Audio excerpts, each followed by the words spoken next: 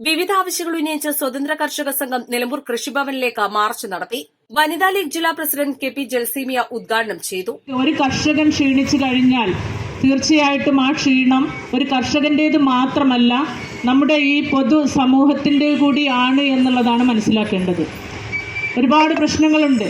ഇവിടുത്തെ ഏത് കർഷകനെ എടുത്തു കഴിഞ്ഞാലും, നെല്ല് വിളയിക്കുന്ന നെല്ല് കൃഷി ചെയ്യുന്ന നെല്ല് കർഷകനായിക്കോട്ടെ, റബ്ബർ കൃഷി ചെയ്യുന്ന കർഷകനായിക്കോട്ടെ, കപ്പ കൃഷി ചെയ്യുന്ന കർഷകനായിക്കോട്ടെ, ശർക്കര ഉണ്ടാക്കുന്ന കർഷകനായിക്കോട്ടെ, നാളികേരം ഉണ്ടാക്കുന്ന കർഷകനായിക്കോട്ടെ, ഏത് കർഷകന്റെയും അവസ്ഥ എടുത്തു നോക്കിക്കഴിഞ്ഞാൽ വളരെ ഏറ്റവും പരിതാപകരമായ ഒരവസ്ഥയിലാണ്. അതുകൊണ്ടൊക്കെ തന്നെയും കർഷകരുടെ അവസ്ഥ അല്ലെങ്കിൽ അവരുടെ പ്രയാസങ്ങൾ അധികരിച്ചു വരുമ്പോൾ നമ്മൾ ഓരോരുത്തരും അവിടെ ആരും ഒഴിഞ്ഞു പോകുന്നില്ല. ഇവിടുത്തെ സർക്കാരിന് ശമ്പളം പറ്റുന്ന ഉദ്യോഗസ്ഥന്മാരായിക്കോട്ടെ, അതല്ലെങ്കിൽ കച്ചവടം ചെയ്യുന്ന കച്ചവട സ്ഥാപനങ്ങളിലുള്ള ആളുകളായിക്കോട്ടെ, അവരുടെ കുടുംബങ്ങളായിക്കോട്ടെ, ആരായാലും ശരി, ഒരു കർഷകനെ ഒരു പ്രയാസം അനുഭവപ്പെട്ട് കഴിഞ്ഞാൽ ആ പ്രയാസങ്ങൾ ഈ നമ്മുടെ നാടിനെ തന്നെ ബാധിക്കുന്ന.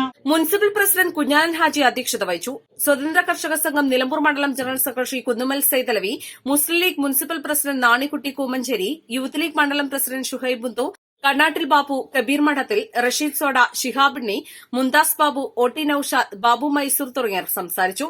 മുഹമ്മദ് അഷ്റഫ് ഷീലത്ത്, വാളപ്രവാപ്പു, അജ്മൽ ബിച്ചു, മുഹമ്മദ് ചന്തക്കുന്ന, അസൈനാർ പള്ളിക്കാപ്പറമ്പൻ തുടങ്ങിയവർ മാർച്ചിന് നേതൃത്വം നൽകി. East live Nilambur.